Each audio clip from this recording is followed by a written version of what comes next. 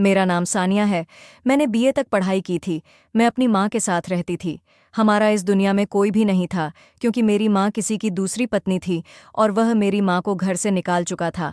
उसने मेरी माँ की खूबसूरती देखकर शादी की थी और मैं भी पैदा हो गई थी।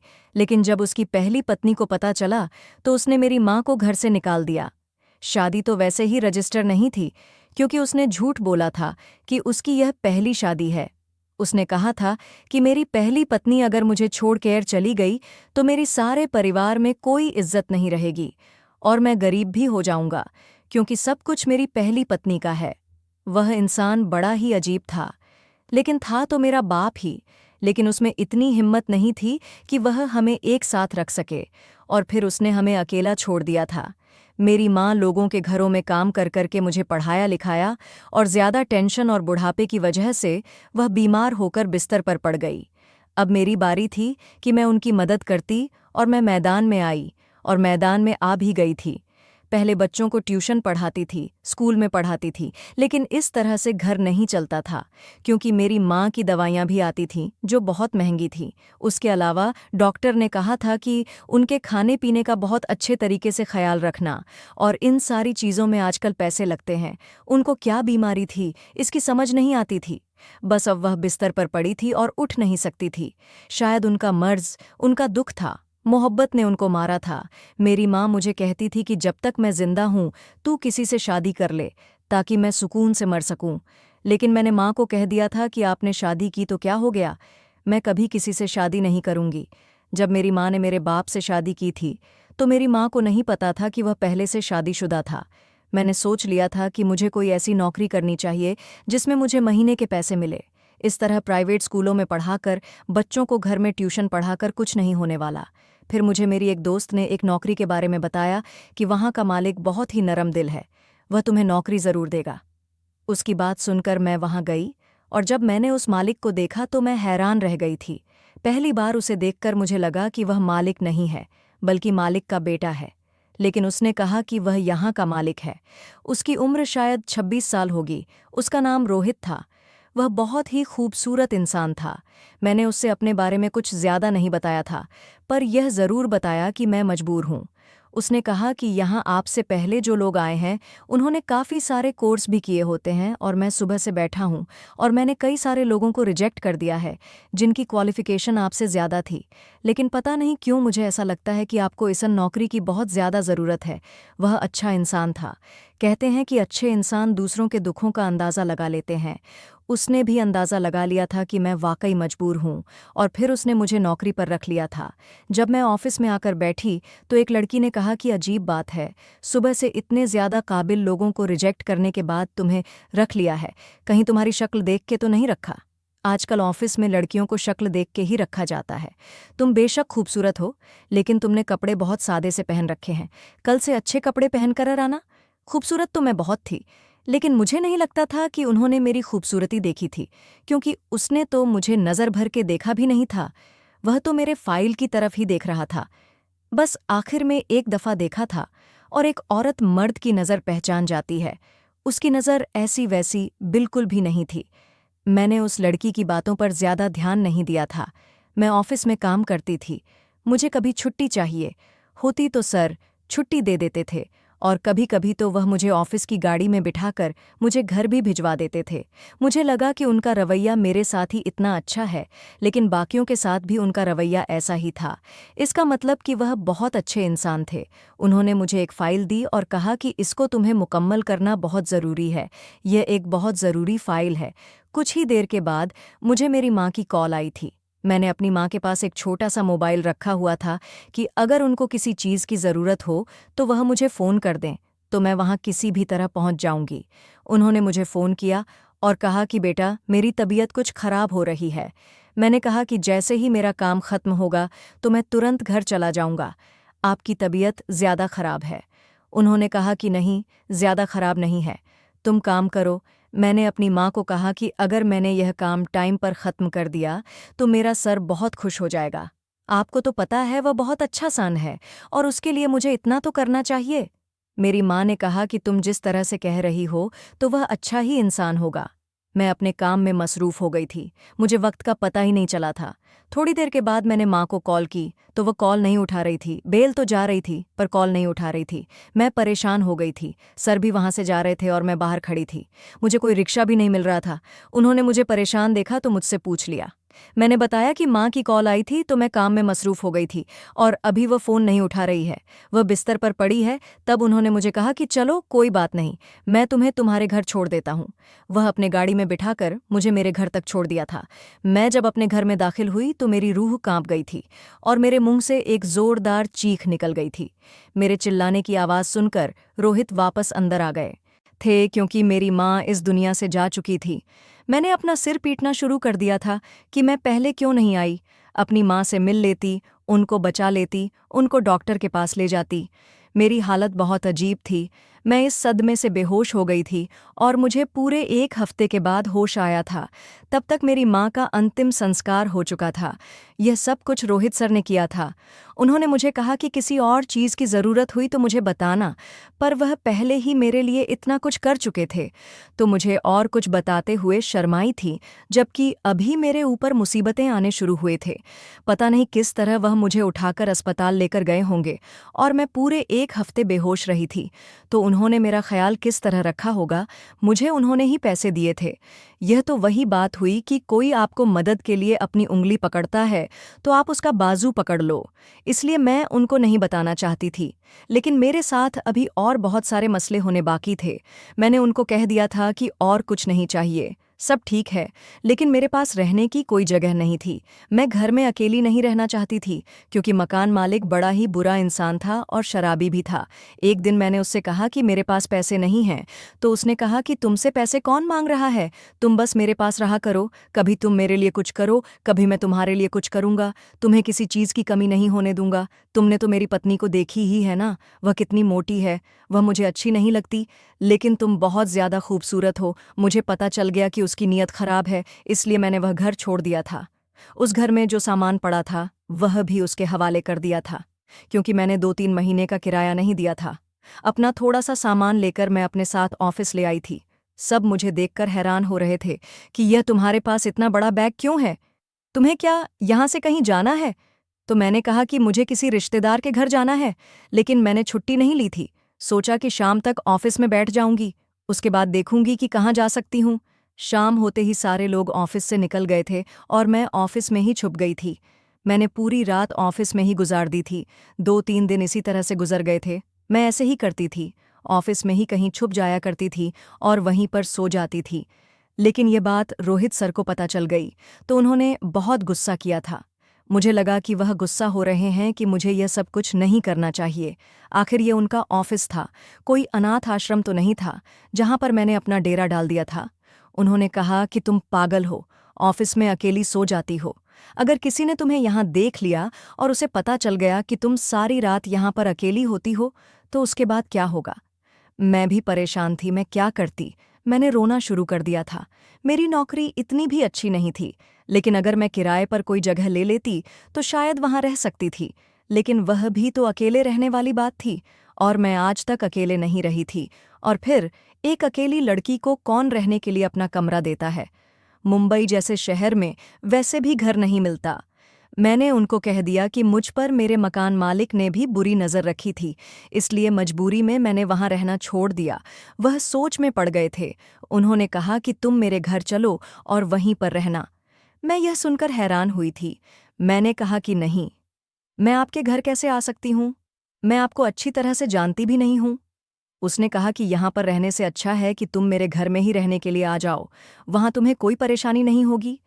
मैं यकीन दिलाता हूँ, मेरी बात का यकीन करो, कोई इंसान अच्छा है या बुरा, यह तो साफ पता चल जाता है। अच्छे को बुरा बनने के लिए एक पल लगता है, लेकिन बुरे को अच्छा करने के लिए पूरी उम्र लग जाती है। मैं बहुत ज्यादा मजबूर थी। मुझ पर इतना बुरा वक्त था कि मुझे सोचना भी नहीं चाहिए था, और हाँ, कह देना चाहिए था, क्योंकि उनकी बात भी ठीक थी। अगर मैं ऑफिस में नहीं सोती तो फिर मेरा अगला ठिकाना तो सड़क ही था। उस शख्स ने अभी तक मेरे साथ बहुत भलाई की थी। मैंने उसका भरोसा कर लिया था और मैं उसके घर चली गई। जब मैं उसके घर में दाखिल हुई तो वहां पर नौकरानी थी जो काफी बड़ी उम्र की थी। शायद वही घर को संभाला करती थी, क्योंकि बाहर चौकीदार भी था और एक और नौकरानी भी थी जो किचन में खड़ी काम कर रही थी। उस औरत का नाम प्रिया था। सर ने उसको कहा कि यह लड़की आज से यहीं पर रहेगी, इसका कमरा साफ करवा दो और इसका बहुत ज्यादा ख्याल रखना। वह औरत भी बहुत अच्छी थी। उसने मेरा सामान लेकर कमरे में रखवा दिया था और कहा कि तुम्हें यहाँ पर किसी किस्म की कोई परेशानी नहीं होगी। उसने कहा कि किसी भी चीज़ की ज़रूरत हो तो मुझे ज़रूर बताना। मैंने 2-3 दिन से ठीक से खाना भी नहीं खाया था। खाना खाकर मुझे सुकून आ गया था। उस औरत को भी मैंने अपने बारे में सब कुछ बताया। उसने कहा कि हमारे साहिब बहुत अच्छे हैं, इसी तरह लोगों की मदद करते हैं, उनका भी अपना इस दुनिया में कोई भी नहीं है, इसलिए ऐसे लोगों के लिए उनका दिल बहुत बड़ा है। मुझे तो पता ही नहीं था कि सर का दुनिया में कोई भी नहीं था। उन्होंने मुझे बहुत अच्छा कमरा दिया था। कमरे में एसी भी लगा हुआ था। मुझे इतनी सुकून की नींद आती थी कि मैं क्या बताऊं। अब मेरे दिल पर कोई भी बोझ नहीं था। यहाँ आने के बाद मैं अपने आप को बिल्कुल सेफ महसूस करती थी। शाम होने वाली थी। मुझे ऐसा लगता था कि मैं किसी पुरसुकून जगह पर आ गई हूँ। अब मुझे परेशान होने की ज़रूरत नहीं है, और शायद ऐसा ही था। रात हुई तो मेरा खाना नौकरानी मेरे कमरे में ही ले आई थी। उसने कहा कि आपको तीनों टाइम का खाना कम में ही मिल जाएगा। मैंने कहा कि मैं सुबह ऑफिस काम पर जाया करूंगी तो दोपहर का खाना नहीं खाऊंगी, बस नाश्ता और रात का खाना ही घर पर खा पाऊंगी। उसने कहा कि ठीक है। उसने खाना मेरे सामने रखा और वहां से जाने लगी थी, पर अचानक से पलटी और उसने एक अजीब सी बात कह दी। उसने कहा कि यह घर अब आपका अपना घर है, आप इसे अपना घर समझे।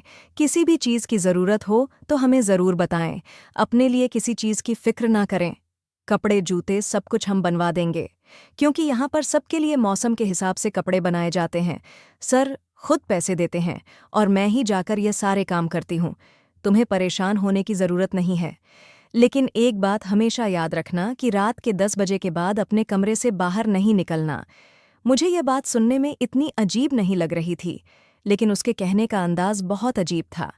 मैंने कहा कि रात 10 बजे के बाद वैसे भी मेरा कोई काम नहीं होगा। मुझे जल्दी सोने की आदत है, क्योंकि सुबह जल्दी ही उठ जाती हूँ।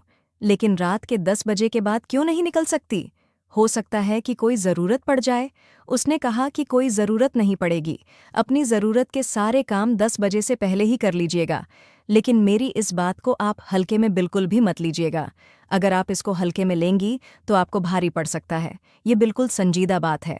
बस आपको इस घर में रहते हुए इस असूल की पाबंदी करनी है, फिर आपके साथ कभी भी कुछ भी बुरा नहीं होगा। यह सुनकर मैं डर से कांप कर रह गई थी। उसका क्या मतलब था? अगर मैं इस असूल की पाबंदी नहीं करती तो क्या मेरे साथ कुछ बुरा हो जाता? मुझे यह बात कुछ अजीब सी लगी थी। वह सारी बातें बिल्कुल ठीक कर रही थी, लेकिन उसकी यह बात मुझे समझ नहीं आई थी। इस बात का कोई जवाब नहीं बनता था। कोई भी इस बात को सुनता तो हैरान होता, और उसके दिल में न जाने कितने सवालात आ जाते थे। मैं खामोश हो गई थी। उसने कहा कि मैं आपसे यह सुनने के लिए खड़ी हूँ कि आप 10 बजे के बाद कमरे से बाहर नहीं निकले। आपको इस बात का वादा करना होगा, ताकि आपको इस बात की संजीदगी का पता चले। मैंने कहा कि ठीक है, मैं 10 बजे के बाद कमरे से बाहर नहीं जाऊंगी, मैं वादा करती हूँ। उसने कहा कि बिल्कुल ठीक है, आप बहुत अच्छी इंसान हैं, भगवान आपके यहाँ हमेशा खुश रखे।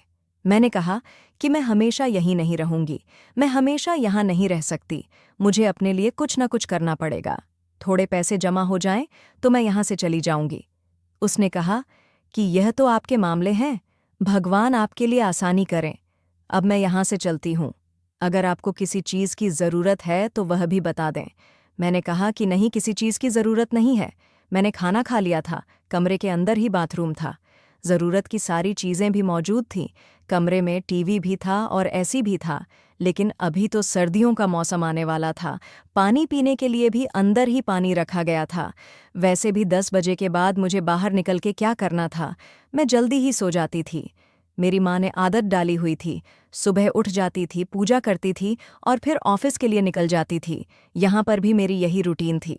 मैं यहाँ पर बहुत खुश थी, लेकिन मुझे मेरी माँ की बहुत याद आ रही थी। लेकिन इस बात पर खुश भी थी कि मेरी इज्जत और मैं महफूज हूँ, वरना मैं कहाँ जाती, क्या करती? जो रातें मैंने ऑफिस में गुजारी थी, मैं उनमें बहुत ज़्यादा डरती थी।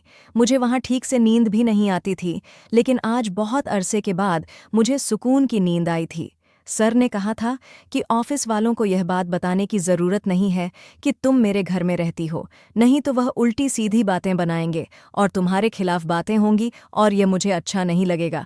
मैंने कहा कि मैं किसी को नहीं बताऊंगी, कोई मुझसे पूछेगा तो कह दूंगी कि अपने घर में रहती हूँ। सर की एक बात बहुत अच्छी थी कि वह ऑफिस में मेरे साथ ऐसे पेश आते थे जैसे हम एक घर में रहते ही नहीं हैं। उन्होंने मुझे यह भी कहा कि वह मुझे ऑफिस से घर नहीं ले जाया करेंगे, जबकि मुझे भी तो उसी घर में जाना होता था। लेकिन उन्होंने मेरे लिए एक ड्राइवर लगा दिया था जिसके साथ मैं आया जाया करती थी। एक दिन मैंने ऑफिस में एक बहुत ही अजीब मंजर देखा था। मैंने देखा कि वह अपने केबिन में बैठे थे और मैं कोई फाइल देने जा रही थी, लेकिन कांच के दरवाजे से उन्हें देख के मैं साइड पर हो गई और फिर चुपके से उन्हें देखने लगी थी, क्योंकि वह वहां पर बैठे रो रहे थे। उसे देखकर मैं हैरान रह गई थी। मर्द वैसे ही मुश्किल से रोते हैं, और इस तरह ऑफिस में बैठे वह भला क्यों रो रहे थे? ऐसी भी क्या बात थी? उनके रोने का अंदाज ऐसा था कि जैसे कोई बेबसी से रोता है। वह बहुत बेबसी से रो रहे थे। उनको न जाने किस बात का दुख हो रहा था। फिर उन्होंने किसी को कॉल मिलाया था और उससे बात करने लगे। थोड़ी ही देर के बाद उन्होंने कॉल बंद कर दी थी और अपने आंसू साफ कर लिए थे। उसके बाद वह अपनी से कुछ पैसे निकाले और उन्हें एक लिफाफे में डालने के बाद वापस अपने कोट की अंदरूनी जेब में रख लिए थे। मुझे समझ नहीं आ रहा था कि वह क्या कर रहे थे। मैं अंदर केबिन में गई तो मैंने फाइल उनके सामने रख दी। मुझे लगा कि वह मुझसे भी नज़रें चुरा रहे थे। उनकी शक्ल से लग रहा था कि वह रोए हुए हैं, इसलिए वह मेरी तरफ देख नहीं रहे थे। कहीं ऑफिस का कोई परेशानी तो नहीं था, लेकिन मैं भी तो इसी ऑफिस में काम करती थी और आज सुबह ही पता चला था कि हमारे ऑफिस की परफॉर्मेंस बहुत अच्छी जा रही थी। हमारी कंपनी 10 बड़ी कंपनियों में आ गई थी, जो कि पहले नहीं थी। ये तो खुशी की बात थी।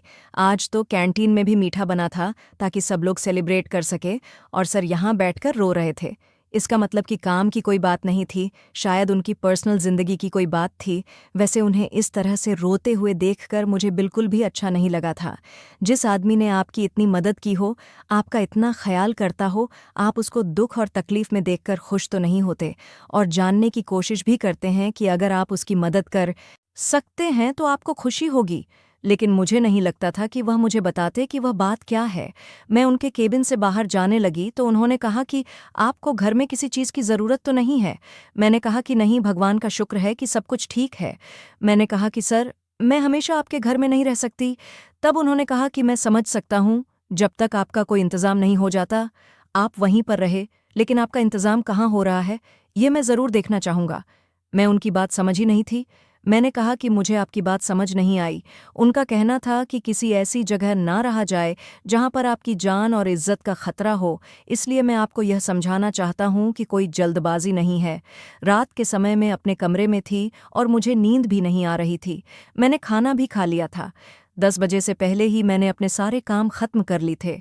अगर मैं इस घर में रहती थी तो इस घर के एक छोटे से असूल का तो मुझे मान रखना ही चाहिए था, लेकिन आज मुझे नींद नहीं आ रही थी। और जैसे ही 10 बजे का वक्त हुआ तो मेरे कमरे के बाहर से मुझे किसी के रोने की आवाज़ें आने लगी थीं। मुझे लगा कि यह आवाज़ कहीं आसपास से आ रही है, लेकिन मुझे अच्छी तरह से पता था कि यहाँ पर आसपास कोई भी घर नहीं था। ये घर गांव में बना हुआ था और ये गांव भी शायद नया बना था, इसीलिए यहाँ के प्लॉट खाली थे, और यह आवाज़ तो बहुत ही करीब से आ रही थी। फिर मुझे इस बात पर यकीन हो गया कि यह आवाज़ घर के अंदर से ही आ रही है, लेकिन यह आवाज़ एक लड़की के रोने की थी। थोड़ी ही देर के बाद ऐसी आवाज़ आने लगी कि जैसे 2-3 लड़कियां मिलकर रो रही हों। मैं हैरान रह गई थी। मुझे यकीन हो गया था कि वह लड़कियां इस घर में ही हैं, लेकिन इस घर में तो सिवाय सर के अलावा कोई भी नहीं रहता था। यह आवाज़ प्रिया जी की भी नहीं हो सकती थी, क्योंकि उनकी उम्र ज़्यादा थी, और यह आवाज़ किसी लड़की के रोने की थी। और फिर यह किसी एक लड़की की आवाज़ नहीं थी, बल्कि 3-4 लड़कियों की रोने की आवाज़ें थीं। यह एक अजीब सी आवाज़ लग रही थी। मुझे बहुत ज़्यादा डर लगने लगा था, क्योंकि नौकर भी अपना काम करके चले जाते थे। शायद वह नौकरानी भी इधर ही रहती थी, लेकिन उसके लिए तो पीछे क्वार्टर्स बनाए गए थे, जहाँ से आवाज़ें यहाँ नहीं आ सकती थीं, क्योंकि वह क्वार्टर घर के पीछे थे और यह आवाज़ घर के अंदर से आ रही थी। मुझे लगा कि शायद मुझे बाहर जाकर चेक करना चाहिए, लेकिन मुझे कहाँ गया था कि 10 बजे के बाद बाहर ना निकलना, इसलिए मैं बाहर नहीं गई। थोड़ी देर तक आवाज़ें आती रहीं और मैं एक कोने में डर के मारे सिमट कर बैठी हुई थी कि तभी फिर से कुछ टूटने की आवाज़ आई थी, जैसे किसी ने कोई चीज़ तोड़ दी हो, और उसके बाद बाहर बिल्कुल खामोशी छा गई थी। मैं बहुत ज़्यादा डर चुकी थी और फिर अगले 2-3 दिन तक भी रोज़ रात को इसी तरह की आवाज़ें आया करती थीं। मैं भी जानबूझकर सोती नहीं थी और सुनने की कोशिश करती थी कि यह आवाज़ें कहाँ से आ रही हैं। क्या वाकई यह आवाज़ें घर के अंदर से ही आ रही थीं? अब तो मुझे बिल्कुल यकीन हो गया था। इसका मतलब कि इस घर में कुछ ऐसे लोग भी रहते थे जिनके बारे में मुझे पता नहीं था। लेकिन अगर वह इस घर में रहते थे तो उनकी मौजूदगी मुझसे क्यों छुपाई गई थी? और वह फिर रात को रोते क्यों थे? रातों को ऐसा भी क्या होता था उनके साथ जो वह रोना शुरू कर देते थे? मैंने एक दिन प्रिया से पूछा कि इस घर में कोई और भी रहता है क्या? क्योंकि यह डबल फ्लोर का घर था। सर का कमरा ऊपर था और मैं ऊपर कभी भी नहीं गई थी, क्योंकि मुझे ऊपर के कमरों से कोई काम ही नहीं था। आप किसी दूसरे के घर में रहते हो तो ऐसे पागलों की तरह इधर-उधर टहल तो नहीं सकते। जहां पर काम हो वहीं पर जा सकते हैं। और मेरे पर तो वैसे भी सर ने बहुत बड़ा एहसान किया था। मैं इस घर में काफ़ी चुप रहती थी। मैंने प्रिया जी से कहा कि क्या सर यहाँ पर अकेले ही रहते हैं? तो उन्होंने कहा कि हाँ सर, यहाँ अकेले ही रहते हैं। मैंने कहा कि उनके माँ बाप, तो उसने कहा कि उनके माँ बाप के बारे में हमने कभी नहीं सुना है, ना हमने उनसे इस बारे में कोई सवाल किया था। फिर मैंने कहा कि कोई रिश्तेदार हो जो यहाँ पर आता जाता हो। इस बात पर वह कहने लगी, तुम क्यों पूछ रही हो? मैंने कहा, ऐसे ही पूछ रही हूँ। उसने कहा कि उनका कोई रिश्तेदार नहीं है, वह अकेले हैं और अकेले ही रहते हैं। उनको अकेले रहना ही अच्छा लगता है। मैंने कहा कि उन्होंने अभी तक शादी क्यों नहीं की? तो उसने कहा कि देखो, वह ना तो मेरे भाई हैं, ना मेरे बेटे हैं, जो मुझे हर बात बताएंगे। अगर उनकी शादी नहीं हुई है, तो हम क्या कर सकते हैं? वैसे भी वह लड़की बहुत खुशकिस्मत होगी जो उनकी जिंदगी में आएगी। मैं तो यहाँ पर काम करती हूँ, मैंने कभी उनसे कोई बात नहीं की है। तुमने तो देखा ही है कि वह कितने चुप रहते हैं, किसी से ज्यादा बात नहीं करते। तो फिर मैंने भी उनसे कभी कोई बात नहीं की। मैंने कहा कि हाँ, वाकई वह लड़की बहुत खुशकिस्मत होगी, क्योंकि वह तो बहुत अच्छे इंसान हैं। मैंने कहा कि रात को मैंने कुछ अजीब सी आवाज़ें सुनी थीं। प्रिया सब्जी काट रही थी तो उसने अपने हाथ वहीं पर रोक दिए थे। उसने कहा कि कैसी आवाज़? वह बिना मेरी तरफ देखे बोली थी, जैसे कि घबरा गई है। मैंने कहा कि लड़कियों की आवाज़ें थीं, जैसे वह रो रही हो। उसने कहा कि अच्छा, वह साहब शायद अपने कमरे में टीवी लगाकर बैठे होंगे। शायद टीवी पर ऐसी कोई चीज़ लगी होगी और वह देख रहे होंगे। टीवी की आवाज़ तो तुम्हें पता है कि पूरे घर में गूंजती है। मेरे दिमाग में यह बात आई कि हो सकता है वह टीवी ही देख रहे हो और टीवी पर ऐसी कोई चीज़ भी लगी हो। लेकिन जब टीवी पर कोई फिल्म या ड्रामा लगा होता है तो उसके साथ म्यूज़िक की आवाज़ें भी आती हैं, जो फिल्मों और ड्रामों में ज़रूरी होता है। लेकिन यहाँ पर तो सिर्फ लड़कियों की आवाज़ें ही आ रही थीं, और वह भी पूरी हकीकत वाली आवाज़ थी। लेकिन प्रिया का जवाब भी अपनी जगह ठीक था। यह भी हो सकता था शायद मैं ही ज्यादा सोच रही थी। हो सकता 15 साल की तो कोई 16 साल की थी और वह बुरी तरह से रो रही थी, फरियाद कर रही थी। उनकी हालत बड़ी ही अजीब थी। ऐसा लगता था कि वह दर्द से रो रही हो, लेकिन उनके जिस्म पर कोई भी जख्म नहीं था। प्रिया ने दरवाज़ा अंदर से बंद कर दिया और कहा कि तुम्हें आज की रात इन सब का ख्याल रखना होगा, क्योंकि मेरी तबीयत बहुत ज़्यादा ख़राब है। मैंने कहा कि यह सब कौन है? तो उसने मुझे एक ऐसी बात बताई जिसे सुनकर मैं हैरान रह गई थी। उसने कहा कि इन सभी लड़कियों को सर ने सड़क से उठाकर लाया है, क्योंकि इन सभी लड़कियों से नशा करवाया जाता था और गलत काम करवाया करता था। अब वह उनको खरीद कर लाए हैं, क्योंकि वह इन सभी को ठीक कर सके। लेकिन उनको नशे की इतनी आदत हो गई है कि अब उनको वह नहीं मिलता, तो यह ऐसी ही हो जाती है। सारी रात इनका ख्याल करना पड़ता है और मैं सारी रात जागती हूँ। लेकिन आज मेरी तबीयत खराब है, इसलिए आज तुम्हें यह काम करना पड़ेगा। इनकी देखभाल करनी है, इन सभी को फिर रही हो। उसने कहा कि मुझे तुमसे कुछ काम है, चला मेरे साथ, आज तुम्हारी बारी है। मैंने कहा कि मेरी बारी? किस चीज़ की बारी? मैंने उसको देखा तो वह काफ़ी थकी हुई थी और बीमार लग रही थी। उसने अपनी कमर पर हाथ रखा हुआ था। मैंने कहा कि तुम्हें क्या हुआ है? उसने कहा कि सिर्फ चुपचाप तुम मेरे साथ चलो, अब तुम्हारी बारी है। तुम्हें वैसे भी बहुत शौक है ना जानने का कि इस घर में क्या होता है। आज वही सब तुम्हारे साथ होगा तो तुम्हें पता चल जाएगा। मैं उसके लहजे से डर गई थी कि आज मेरे साथ क्या होने वाला था और इस घर में क्या होता था। उसने मेरा हाथ पकड़ा और मुझे जबरदस्ती ले जाने लगी थी। मैंने कहा कि तुम यह क्या कर रही हो। वह मुझे दूसरी मंजिल की तरफ ले जा रही थी और एक बड़े से कमरे में जाकर उसने मेरा हाथ छोड़ दिया था। लेकिन जब मैंने सामने का मंजर देखा तो मेरी रूह कांप गई थी, क्योंकि इस कमरे में तो 5 नौजवान लड़कियां थीं, बल्कि शायद कम उम्र कहना मुनासिब होगा। कोई उनको कह दिया कि तुम में कोई परेशानी है तो वह तुम्हें यहाँ से निकाल देंगे। मुझे तो यह औरत बड़ी अजीब लग रही थी। उसका मूड तुरंत बदल जाता था।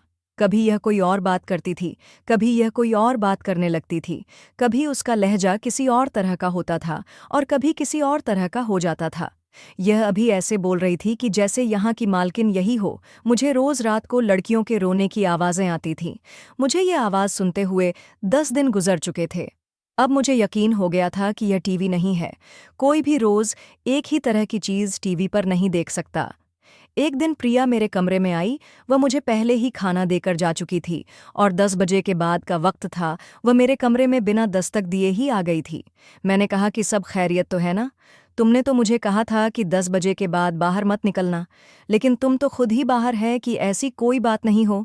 सर तो इतने अच्छे थे, जो इंसान अच्छा होता है उसकी अच्छाई पता चल जाता है, वरना अगर उनकी नीयत बुरी होती तो वह अभी तक मेरे साथ कुछ भी कर चुके होते।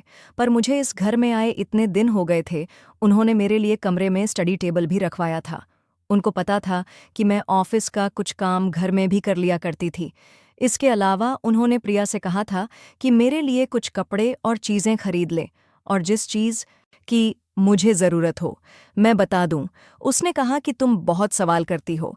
इस घर में रहना है तो चुपचाप आराम से रहो। जो तुम चाहोगी तुम्हें मिलेगा, लेकिन ज़्यादा सवाल नहीं करना।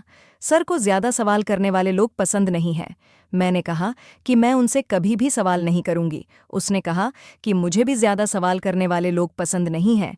अगर मैंने दवाई भी देनी है और उनको सुलाना है, क्या तुम ये कर सकती हो? मैं हैरान रह गई थी। इन बच्चियों की आवाज़ ही तो मुझे आया करती थी। मैंने कहा कि ज़रूर करूंगी।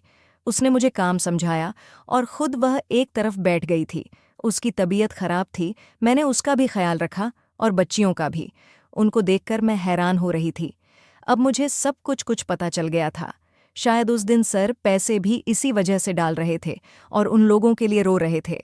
उन्होंने कहा था कि मेरा इस दुनिया में कोई भी नहीं है। मैं लोगों की मदद करना चाहता हूँ, लेकिन जब मैं लोगों की मदद करने के लिए बाहर जाता हूँ तो मुझे ऐसी कहानियाँ सुनने को मिलती हैं कि मैं 1 महीने तक सो नहीं पाता हूँ। पता नहीं इस दुनिया में क्या हो रहा है। अब मैं भी रोज़ उनका ख्याल करती थी। यह बात ज़्यादा लोगों को पता न चले, इसी में भलाई थी। इसीलिए तुम्हें मना किया था कि रात को बाहर मत निकलना। एक दिन मैंने सर से कहा कि आप शादी क्यों नहीं कर लेते? आपको हिम्मत बढ़ाने के लिए कोई चाहिए। उन्होंने कहा कि कौन होगी जो मुझसे शादी करेगी और फिर सारी जिंदगी मेरे साथ लोगों का ख्याल करती फिरेगी। यह सुनकर मैं खामोश हो गई थी और वह भी खामोश हो गए थे। 1 हफ्ते के बाद प्रिया ने मुझसे कहा कि सर तुमसे शादी करना चाहते हैं।